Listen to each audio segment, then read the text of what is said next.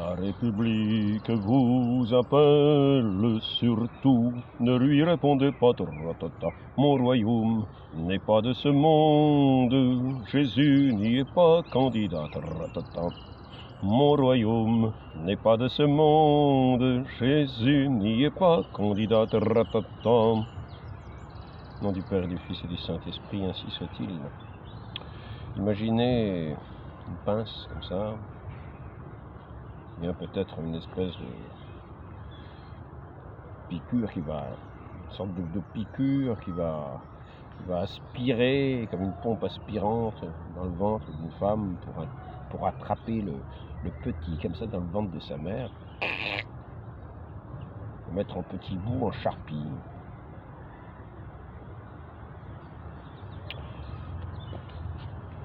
Et qu'est-ce qu'il est dit dans ce livre? Dans ce livre, dans la séance du 22 Frimaire de l'an 2, séance du 22 Frimaire de l'an 2, le Moniteur, 18, volume 18 peut-être, je ne sais pas ce que c'est, page 654 ou 654, Danton annonçait déjà la couleur.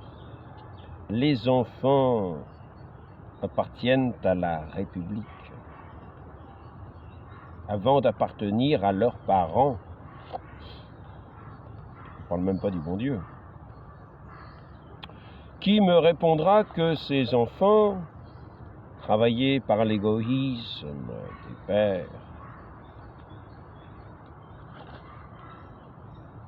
la pince, non pas la pince, qui répondra que ces enfants, travaillés par l'égoïsme des pères, ne deviendront pas dangereux pour la République? Et que doit nous importer la raison d'un individu devant la raison nationale ou internationale, la finance?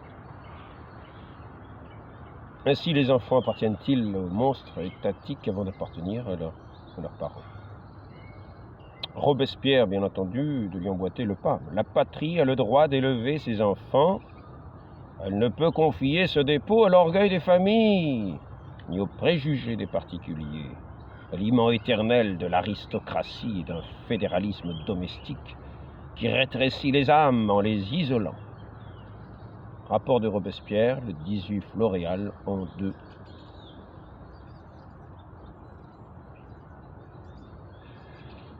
Le décret du 30 Vendémiaire et du 7 Brumaire, en 2, oblige les instituteurs et institutrices à produire un certificat de civisme, c'est-à-dire de jacobinisme. L'école sera fermée s'ils enseignent des préceptes ou des maximes contraires à la morale révolutionnaire, c'est-à-dire si on enseigne des préceptes conformes à la morale chrétienne. Donc nous avons toujours les mêmes principes. Cela est comment dire, tiré de ce livre, qui viennent des archives. Tiré des archives. Le livre, c'est La Révolution française, chronique d'une hécatombe, Jacques Minois.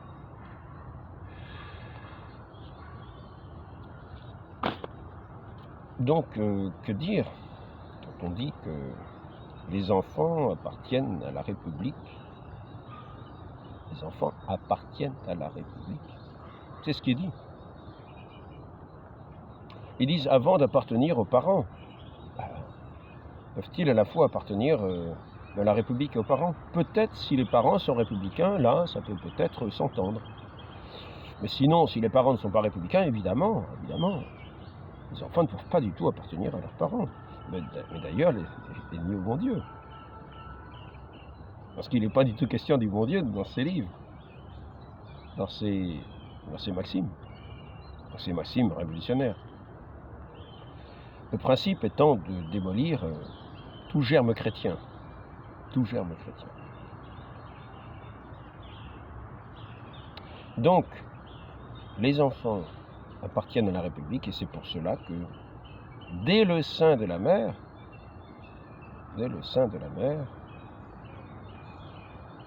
la République donne le droit, parce que les enfants lui appartiennent, donc elle a le droit Elle a le droit de faire ce qu'elle veut, la République. Les enfants lui appartiennent. Donc elle a le droit de les tuer dès le ventre de la mère. Mais elle peut communiquer ce droit à ceux qui ne seront jamais ses parents, puisque ce sont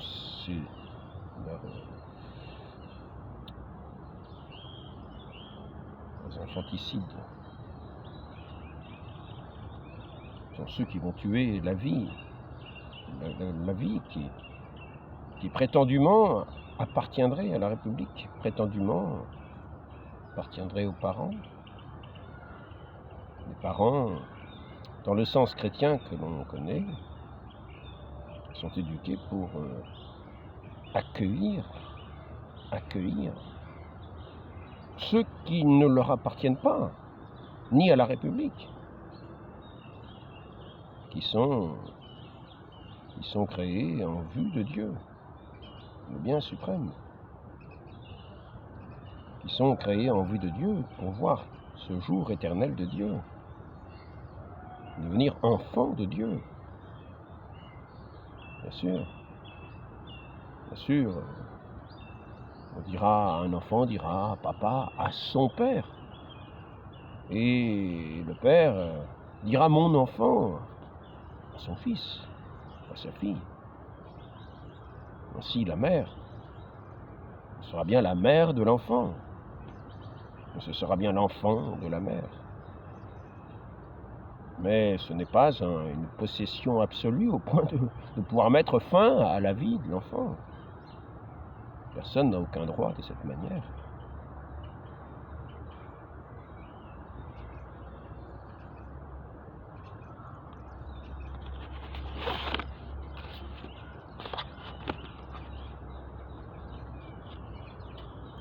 Ainsi, quand on en vient à avoir un tel droit sur la vie des enfants d'après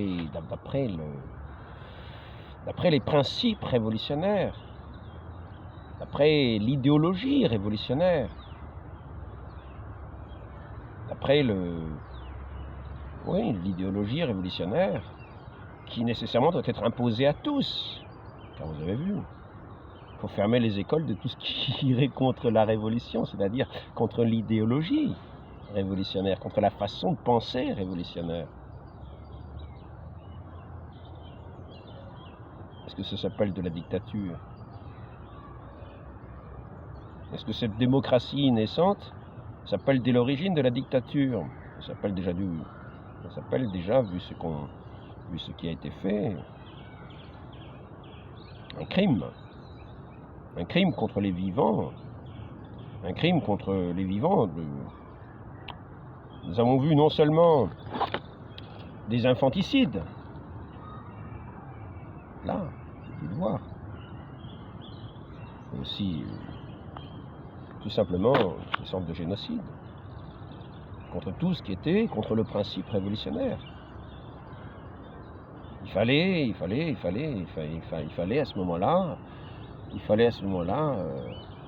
éliminer tout ce qui pouvait s'opposer au principe révolutionnaire.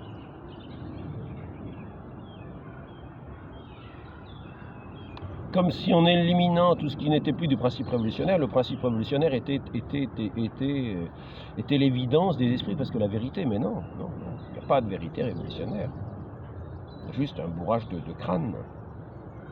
Dans les écoles les écoles formataient les enfants. Qu'est-ce qui s'est passé? L'école de la République aussi. C'est ainsi que petit à petit, on a voulu arracher tout sens de Dieu du cœur des gens, du cœur et de l'esprit des gens. On a voulu arracher le sens de Dieu même, en décrétant qu'il était hors la loi, et que tout ce qui était de Dieu était hors la loi, que l'Église était hors la loi, que l'Église devait être soumise à la République, que l'Église devait être républicaine. C'est ainsi qu'on a vu des prêtres pratiquement républicains.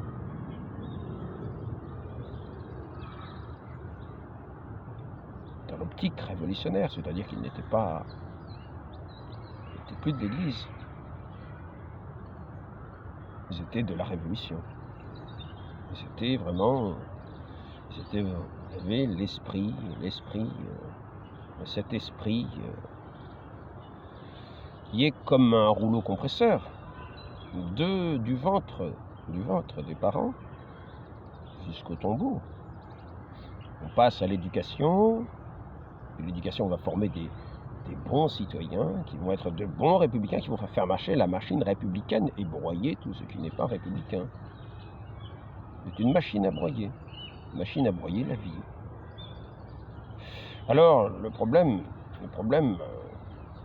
de cette appartenance à la République, finalement, il n'y a pas que les enfants qui appartiennent à la République, parce que tous ceux qui ne sont pas républicains sont d'une certaine manière hors la loi. Ils vont contre les lois sacrées de la République. Vous vous rendez compte? Les lois sacrées de la République qui fait qu'on est humain.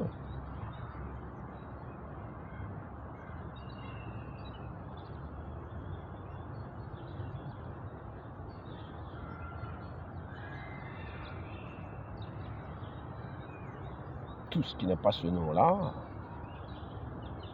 correspond à ce qui est du domaine des bêtes. Des bêtes. Des bêtes, même pas des bêtes, mais qui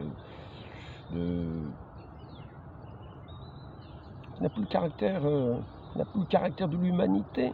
On n'est même pas humain, on est républicain. On parle de l'humanisme, mais c'est plutôt du républicanisme qu'on devrait dire. Quand je dis républicanisme, c'est cet esprit-là. Il y a quand même ce qu'on appelle un humanisme, ce qu'ils appellent l'humanisme. Un humanisme très formaté. Et alors, dans cette appartenance de la vie de tout citoyen à la République, qui a tous les droits sur les citoyens, dès qu'ils s'écartent de l'optique républicaine ou révolutionnaire, il a le droit de faire les guerres pour imposer ces droits de l'homme, ces droits républicains, à laquelle toute l'humanité appartient. Parce que les enfants appartiennent à la République, imaginez. L'humanité appartient logiquement aussi à la République. Parce que c'est une République universelle. Universelle. Les lois de la République sont universelles, sauf que c'est faux. Parce que nous verrons que les lois changent. Alors, je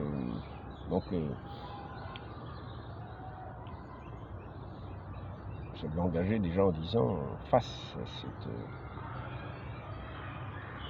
à cette mainmise de l'humanité, ces enfants qui prétendument appartiennent à la République, il y a quelquefois des problèmes. Parce qu'on se rend compte que quelquefois, il y a des choses qui semblent disjonctées, qui semblent faire un petit court-circuit dans ce système clos et fermé de l'esprit républicain, l'esprit rétréci, de cette humanité qui n'est plus humaine. Eh bien, tout simplement, le miracle de Dieu, des guérisons inexpliquées, des guérisons miraculeuses, suite par exemple à des apparitions, des guérisons de personnes qui sont instantanément guéries à la vue de tous. Alors là, c'est la catastrophe. Parce que qu'est-ce que ça veut dire? Ça veut dire que finalement, c'est pas la République, c'est le bon Dieu qui l'a guéri. Et si c'est le bon Dieu qui l'a guéri, ça veut dire que ni les enfants qui sont guéris de cette façon-là, ni les parents, qu'on assassinerait volontiers s'ils n'étaient pas républicains, s'ils étaient un petit peu chouans, eh bien, n'appartiennent à la République, que la République n'a aucun droit sur eux. Ils sont le bon Dieu. Et c'est le bon Dieu qui les a créés. Et c'est à eux que l'honneur revient de rendre grâce à Dieu pour leur existence. Qu'est-ce que c'est que cette République qui, devant ces miracles, s'aperçoit que finalement, elle n'est plus républicaine? Eh oui, parce que quand on se rend compte du miracle, on cesse d'être républicain, et de dire que la vie appartient à la République. Eh oui, de dire que les enfants appartiennent à la République. On a vu encore ça tout récemment, dans un petit peu la suite de Vincent Payon, une religion pour la République, la révolution n'est pas finie. Il était dit qu'il fallait que ça passe par l'école, c'est-à-dire il fallait maintenant terrasser définitivement l'Église et que ça n'avait pas été vraiment abordé à la Révolution, alors qu'en fait si, ça avait été abordé, c'était le point principal de la Révolution. On avait abattu l'épée qui défendait l'Église. Et là, et là, bah, et là, et là, il s'agit de continuer cette œuvre-là, de la parfaire, parce que l'Église n'est pas encore démolie, il résiste, il y a encore de la résistance, il y a encore des chouans, il y a encore des chouans.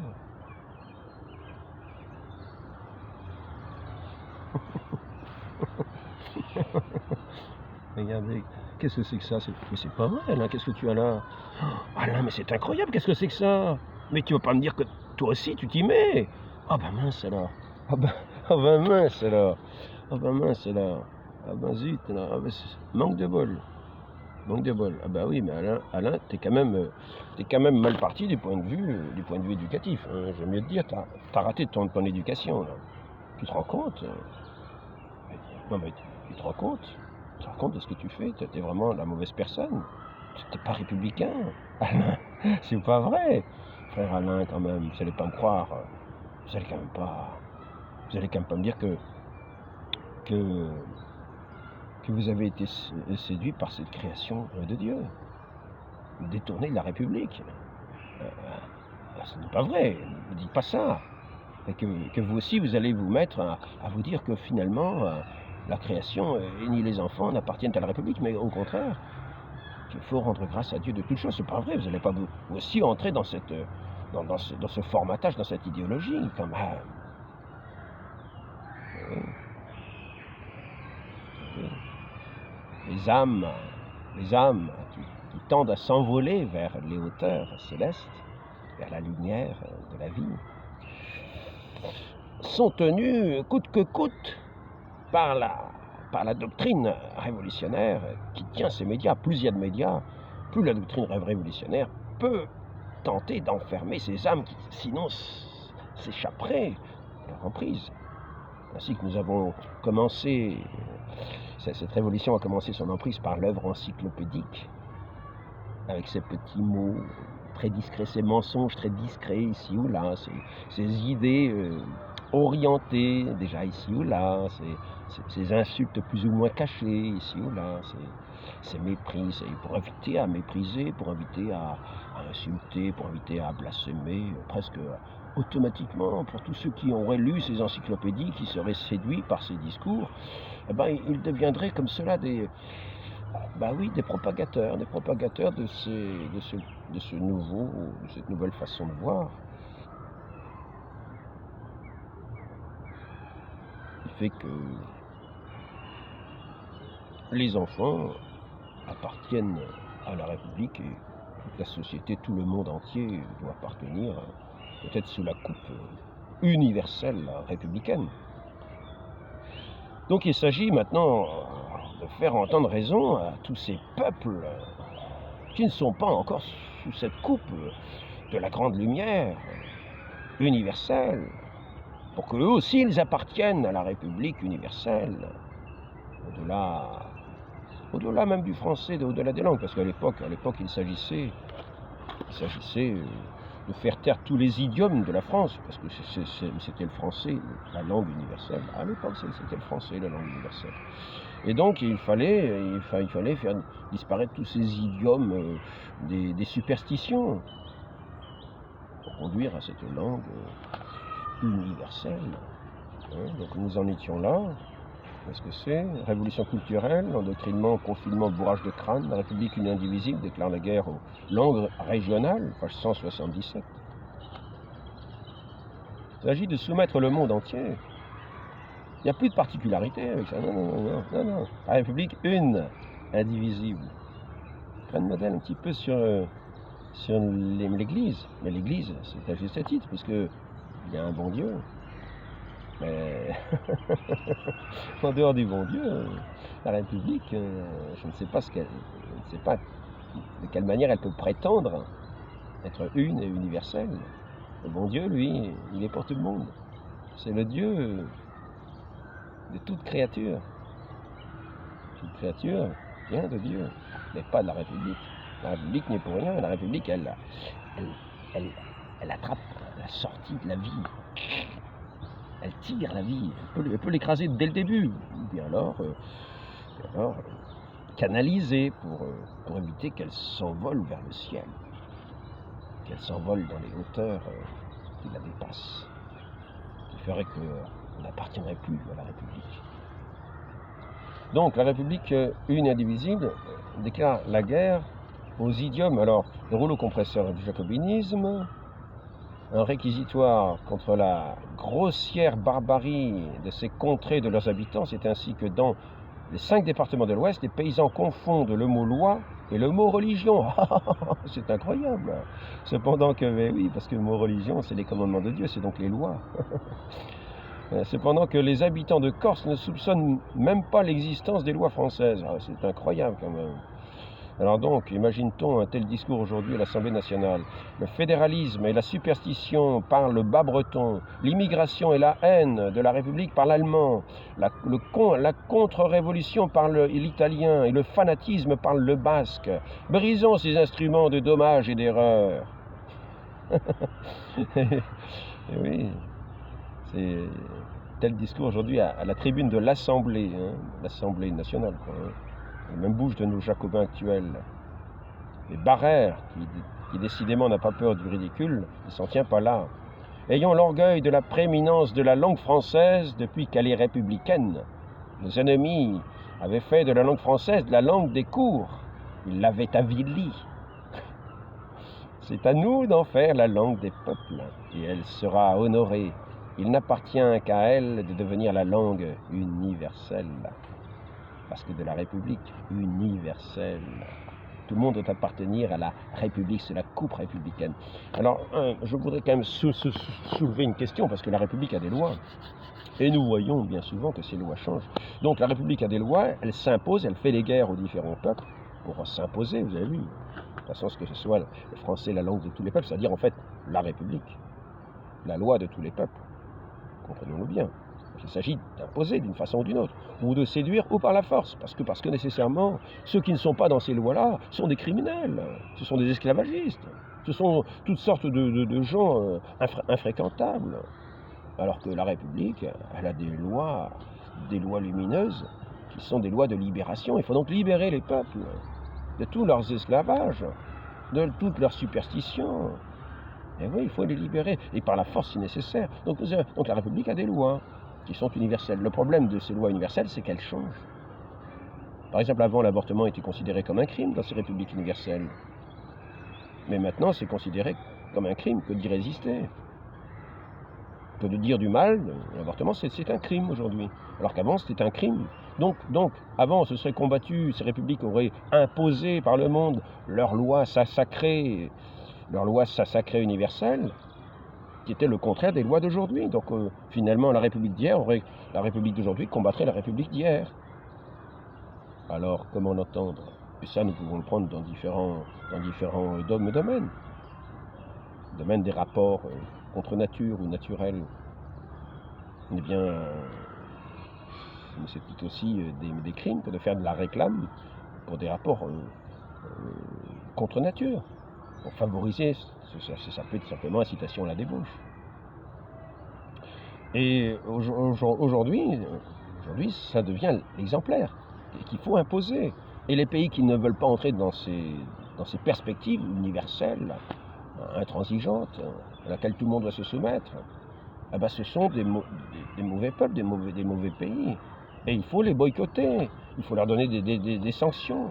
C'est ainsi que, par exemple, quand la Russie avait organisé des Jeux Olympiques à Sochi, je ne sais plus quand, eh bien, il était question de faire des sanctions à la Russie, parce que justement, on ne veut pas adopter ces lois-là. Donc il s'agit d'imposer, de séduire, d'imposer. On peut envoyer des ambassadeurs pour faire des discours, pour promouvoir l'idéal républicain, c'est-à-dire la finance. Parce qu'en fait, ce qui résiste à la République, c'est véritablement la vérité, c'est-à-dire Dieu lui-même. Dieu ou l'argent. Donc il faut abattre tout ce qui est de la vérité, tout ce qui est de l'action de grâce dans le Créateur de la vie, dans celui qui donne la vie, dans celui qui donne la vie à toute chose. Il faut l'écarter parce que notre Seigneur nous explique bien, c'est Dieu ou l'argent. Donc ce règne universel de l'argent, qui est la vraie valeur universelle, il faut abattre, aplanir devant lui le chemin. Et ces républiques sont comme les Jean-Baptiste, les nouveaux temps, républiques de la finance. Ce sont les Jean-Baptiste de la finance.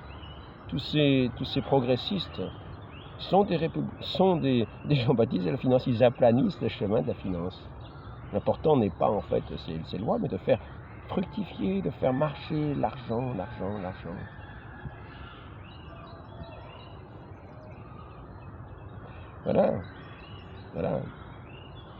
Voilà donc que tout appartient à la finance. Quand on dit les enfants appartiennent à la République, finalement, on n'est pas loin de dire qu'ils appartiennent à la finance. Nous allons bientôt voir qu'on va bientôt pouvoir peut-être acheter des enfants, c'est peut-être déjà fait dans certains endroits, commander, pouvoir faire des inséminations, il faut abattre tout ce qui est superstition, c'est-à-dire ce qui tient de la vie surnaturelle, c'est-à-dire la vie surnaturelle qui s'appuie sur une morale comme dans un écrin qui permet à cette vie surnaturelle d'être. Et la République veut abattre tout cet écrin de façon à ce qu'il n'y ait aucune résistance. Et quand les Bretons, quand les gens de l'Ouest confondaient le mot loi avec le mot religion, ils le faisaient à raison. Je viens de découvrir ça parce que le livre, je l'ai peut-être lu comme ça, mais il y a déjà un certain temps, je ne me souvenais pas du tout de ça. Et donc, les gens de l'Ouest confondaient loi et religion. C'est quand même beau. Les commandements de Dieu faisaient loi. C'est quand même beau. Les commandements de Dieu faisaient loi parce que nous permettaient de vivre dans la grâce de Dieu. Cette grâce et cette amitié de Dieu, qui est cet amour de Dieu, qui vient remplir le cœur de ces enfants de Dieu, le cœur de cette paix véritable. L'amour, qui est la vraie loi universelle. La République ne va pas du tout dans ce sens-là. La République ne va pas dans le sens de l'amour, c'est un amour forcé, comme dirait, ce n'est plus de l'amour. Comme dirait, comment il s'appelle déjà? Le romantique. Jean-Jacques Rousseau, le romantique. On les forcera à être heureux. Avec les fusils, avec la guillotine, etc. On les forcera à être heureux. Ainsi, on voyait des religieuses qui chantaient leur bonheur d'être en Dieu, de vivre en Dieu, qui étaient conduites à la guillotine et qui chantaient. Elles avaient cette joie de cette vie intérieure. Donc, Jean-Jacques Rousseau a raté son coup. On les forcera à être heureux. Elles étaient heureuses avant d'entendre Jean-Jacques Rousseau. Elles avaient ce vrai bonheur intérieur et qui était partagé parce que c'était la communion de tout le peuple. La vraie République universelle, c'est l'Église. C'était la communion de tout le peuple. Dans cette même joie, dans ce même bonheur, qui est la vie en Dieu même, qui est le soleil de l'univers, qui vient darder ses rayons d'amour, nous en faire des commandements non pas imposants, mais comme un impératif de l'amour, de rendre amour pour amour, de voir que cet amour ne va pas pour voler le prochain, ne va pas pour tuer le prochain. Non, l'amour se diffuse. Et si le respect de la parole de Dieu, c'est le respect de cette loi de l'amour de Dieu. Et là, c'est la vraie République universelle, au-delà des langues. C'est la Pentecôte.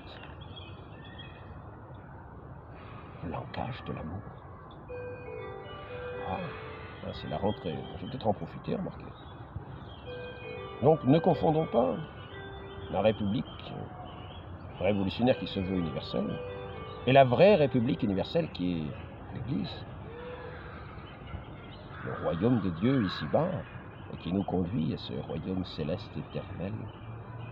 dans la gloire de Dieu, dans cet amour de Dieu éternel, et qui ne passe pas, qui ne change pas de loi, qui reste lui-même éternel, de toujours à toujours, et qui nous invite à entrer dans cet amour véritable, dès la naissance, non pas pour tuer les enfants dans le ventre des mères, mais au contraire, les accueillir, les recevoir au sein de la mère,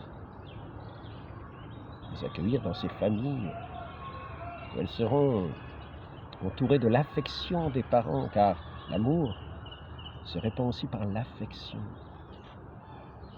par cette éducation qui fera qu'on apprendra ces lois saintes qui sont le respect de l'amour, le respect de la vie de la grâce, le respect de Dieu, l'adoration de Dieu,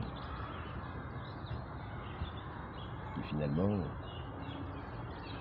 seront conduits non pas dans une fosse commune, mais au ciel éternel, de cet amour éternel, de nos âmes devenues immortelles. Demandons cette grâce à la très sainte Vierge Marie, de ne pas nous tromper de République, et d'honorer notre sainte mère l'Église, à laquelle nous naissons par le baptême. Et entrons dans cet amour qui est universel, la loi universelle de l'univers, qui ne se répond pas par la guerre. On peut avoir un droit de légitime défense. Demandons cette grâce à la très sainte Vierge Marie, de ne pas confondre ces deux cités, cette cité, comme le dit notre Seigneur, ce monde de l'argent, le règne de l'argent, le règne de Dieu. De ne pas les confondre et de savoir faire le bon choix et de mener notre combat pour le bon choix. Le combat a toujours été celui-ci. Le monde, la cité de Dieu qui protège ses enfants, qui veille sur ses enfants, pour les garder dans la vérité, dans la foi, dans la grâce divine, dans l'amour véritable, dans ce langage universel de l'amour, dans cette Pentecôte qui a été donnée à son Église.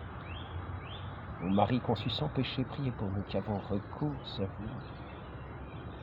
Donnez-nous de demeurer vos enfants dans la grâce de votre Fils, dans la plus grande gloire du Père, ainsi soit-il. Au nom du Père et du Fils et du Saint-Esprit, ainsi soit-il.